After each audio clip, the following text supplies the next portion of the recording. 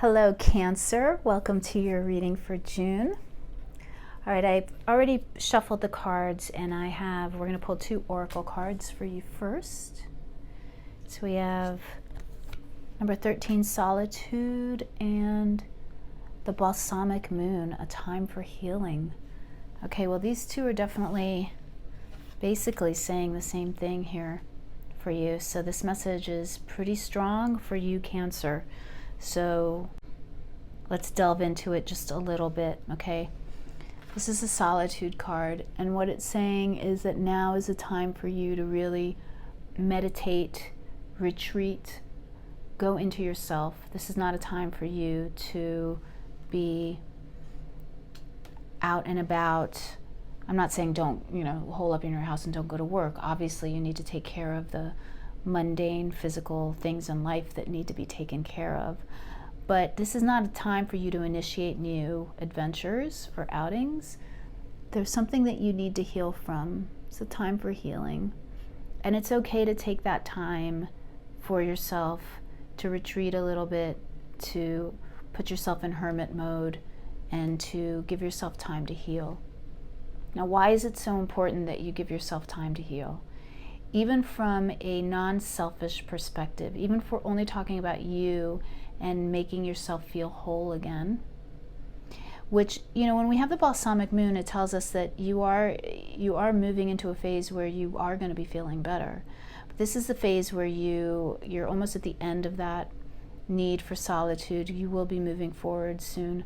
But it's important for you to take the time out and really allow yourself to heal, because when one person heals themselves and becomes whole again, that benefits everybody. That benefits not just the person who became whole, but it benefits everybody in their circle, right? It's like that gravitational pull.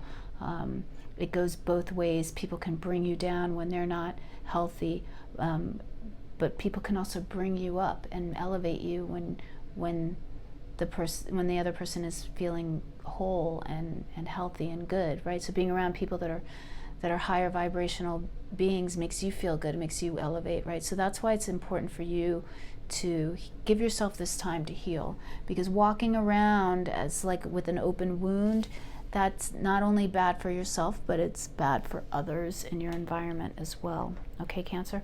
So give yourself that time, go meditate, do whatever you need to do.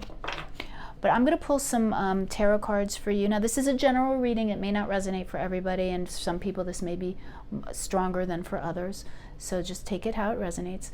I'm going to pull some tarot cards for you right now. I'm going to be quiet while I do them, so feel free to fast forward to the point where they're all drawn, or just stay with me and watch me shuffle.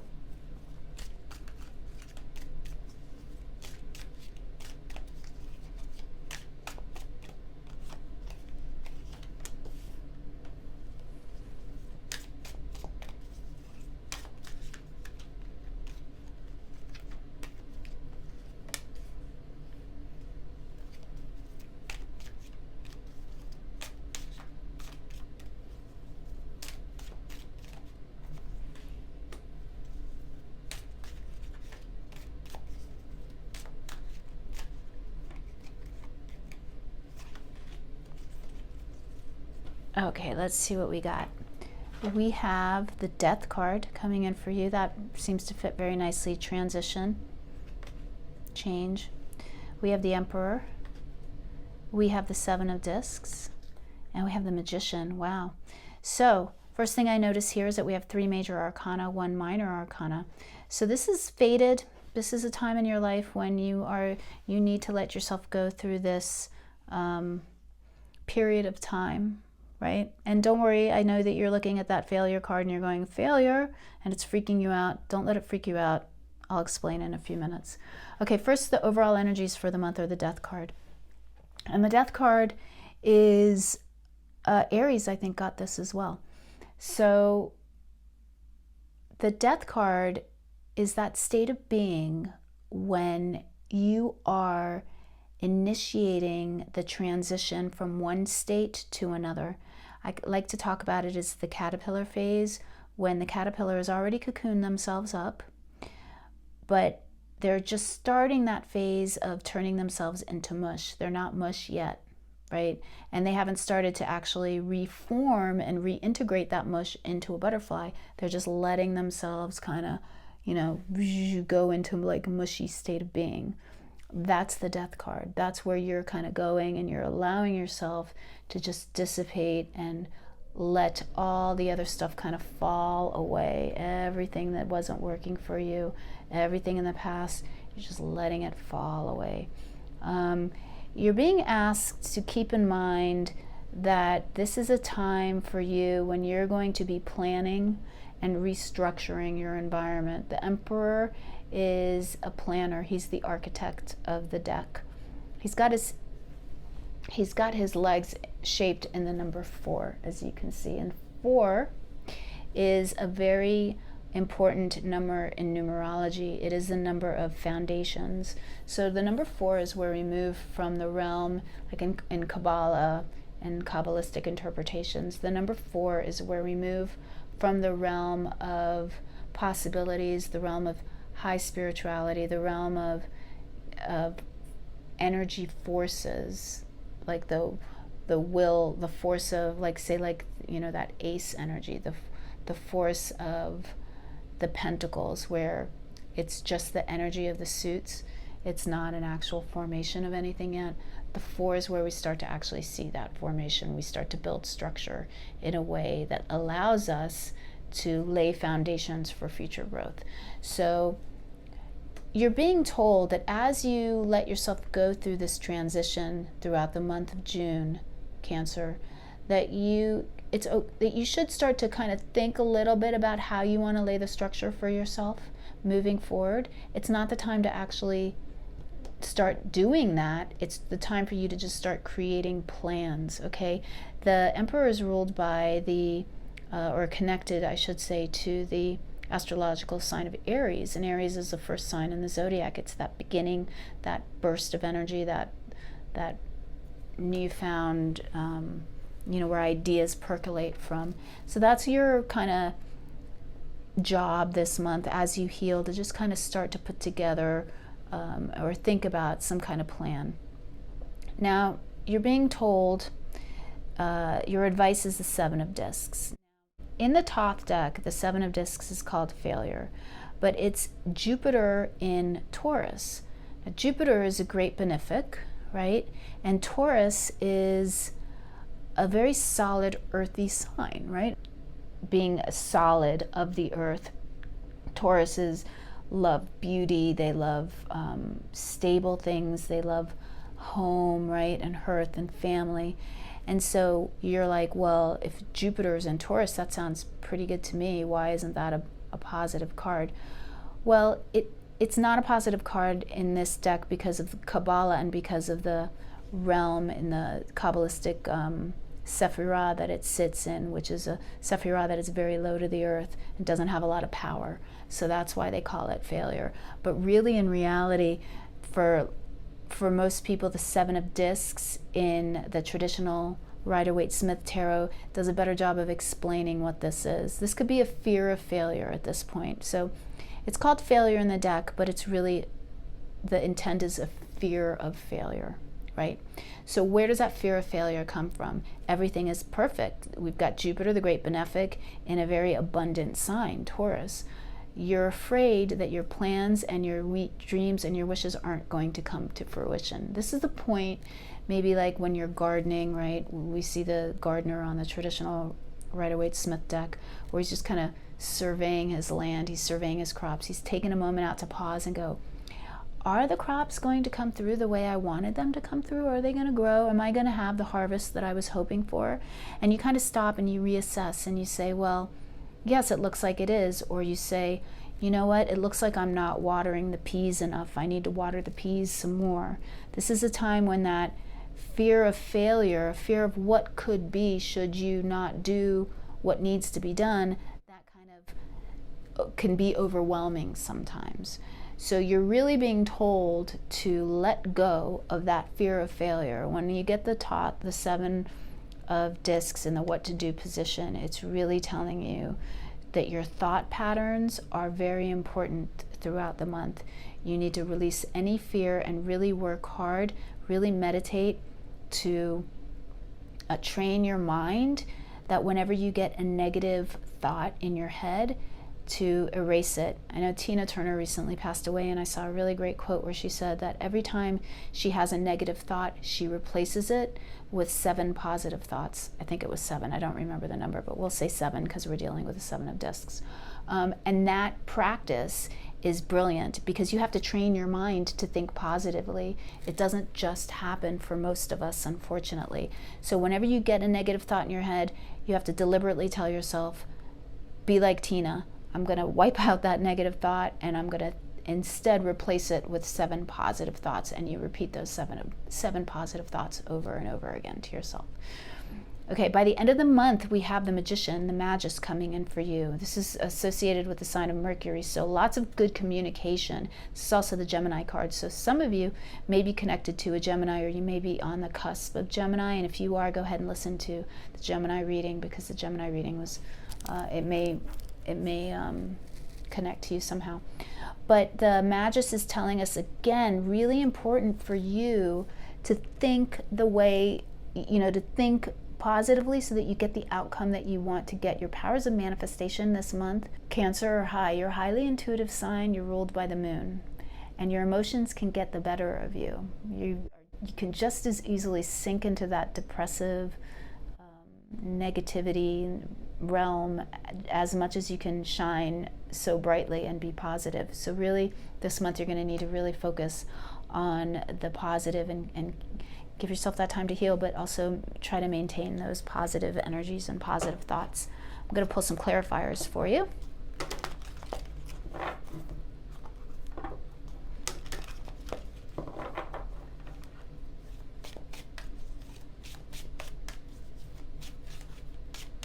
Why the Death card? Why the Death card, Spirit? Thank you.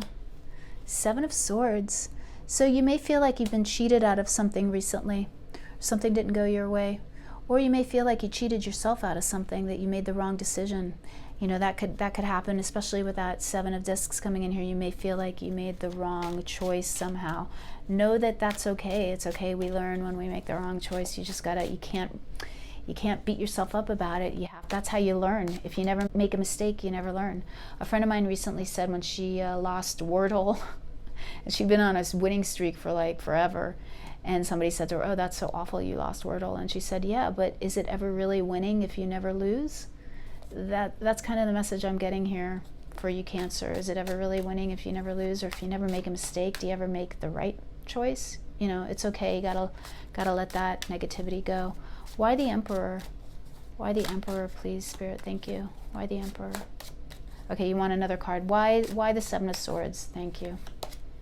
The King of Wands. Okay, so this might be related to a choice with a romantic partner or a partner of some sort. A King of Wands type, somebody with light hair, light eyes, fire sign perhaps, Sag, Aries. We'll see. I'm not sure. I'm feeling Sag and I'm feeling Aries, but we'll see. One more card, please. Why the Death card? You may be ending a relationship with a King of Wands personality type, not gender specific. Why the King of Wands, please? There's a lot of cards here. There's a lot going on. The Fool. Yeah, so it looks to me like you've decided to end a relationship with some sort of relationship. Take it how it resonates. Could be personal, romantic, could be friendship, could be work. But it's okay. It's okay for you to do that. Now it's time to give yourself time to heal, rest, recuperate, move on. Why the Emperor, please, Spirit? Why the Emperor?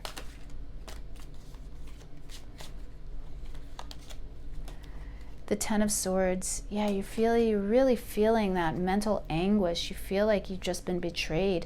I'm going back to that 7 of Swords. You feel like somebody stabbed you in the back. Why the 10 of Swords, please, Spirit? Why the 10 of Swords for Cancer? I'm so sorry, Cancer. 3 of Wands. So some kind of plans that you had for the future have just kind of been quashed, squashed, whatever word you prefer. You thought things were going to go one way and they just They didn't, but that's okay, because you just pick yourself up. The thing about the Ten of Swords is we move out of the Ten of Swords. That's the last card in the Swords suit. And from the Ten of Swords, you move on up to the Ace of Pentacles. So Ace of Pentacles, super positive card, right? Lots of positivity coming in for you.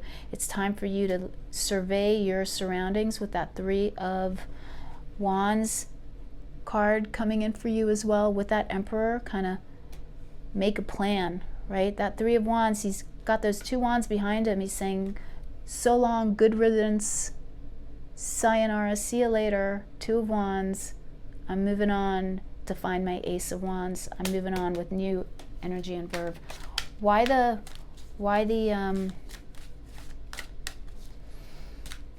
Seven of Discs, spirits? Why the Seven of Discs? Tell me more. The Well. So this is a really interesting card in this deck. The Well is, it's not a traditional card.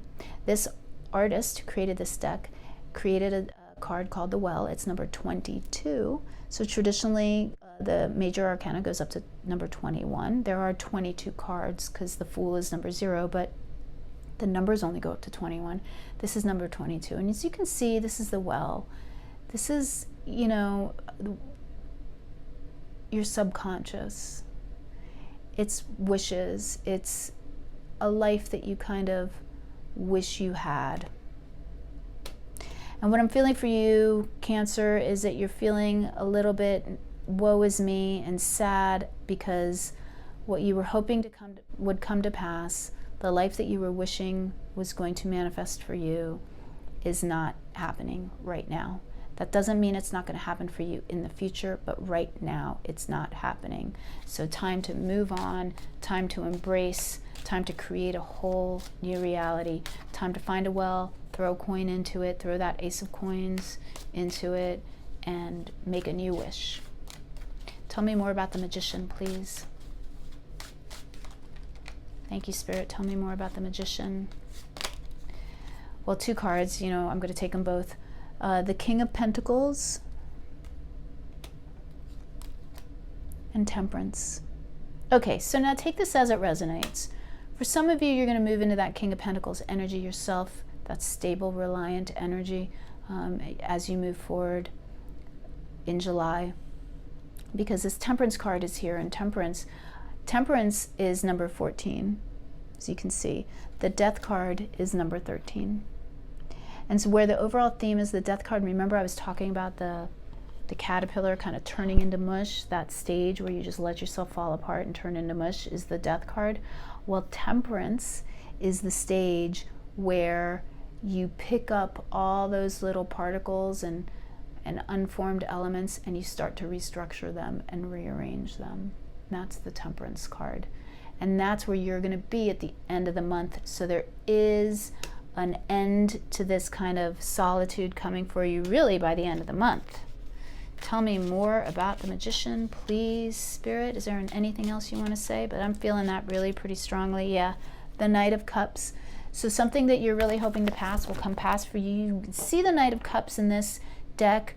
He's holding that cup, he's offering the cup, and he's looking into the future. So this is no more of the past. Past is gone. We're looking into the future. There's so much beauty and joy and love coming into you, for you, Cancer, in the future, that it's wonderful. It's a really nice, actually, really, really nice outcome for you, Cancer. Okay, I'm going to pull one more card for you, an oracle card from Nature's Whispers, as, you know, parting words of wisdom for you for this month, Cancer. Thank you, Spirit. What parting words of wisdom do you have for Cancer? Please. Thank you, Spirit.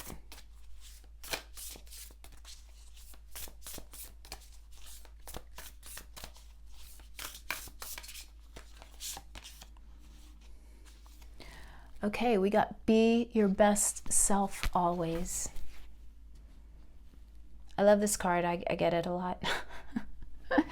It's number 24. That number might mean something to you. It might not. It goes down to number 6. But you can see the woman riding on the seahorse. I lost my words there for a second. I couldn't think of the seahorse name. That's Crazy. But anyway, you can see her riding on a seahorse, and seahorses in the tarot represent unconditional love. And so she has got her head back. She's looking so happy. And for me, when you feel self-love and unconditional love, you shine and you perform at your best. It's important for you to move forward being your best. Forget about what anybody else does. If other people are nasty or mean or deceitful, if they're liars, if they're cheaters or stealers, that doesn't mean you have to be one like them. In fact, be your best self always. If you find yourself in a situation that you may think, oh, I should act just as dirty and underhanded as everybody else, don't do it. It's not to your benefit. Be your best self always. All right, Cancer, I hope you found this helpful. If you did, please hit that like button. Subscribe to the channel if you haven't done so yet. It really helps me out. And let me know how things are going for you in the comment box if you so desire. All right, thank you for being here. I'm going to move on to Leo.